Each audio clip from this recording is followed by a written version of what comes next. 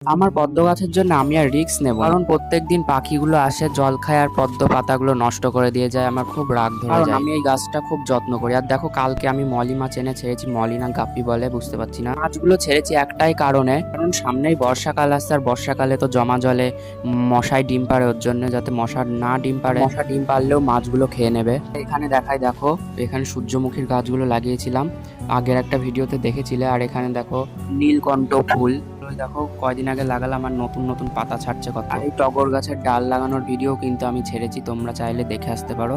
আর মাঝে মাঝে যখন শুকিয়ে যায় একটু জল দিতে হয়। এখানে দেখো মা আচার রোদে দিয়েছি, খুব টেস্ট হয়েছে, আমি খেয়ে দেখেছি একটা। আর এই দেখো এখানে আমার ড্রাগন গাছে দেখো ফুল এসছে, ফুল এসছে তো সেখানে ভরে ভরে এসছে, আর যেখানে আসেনি তো আসেইনি।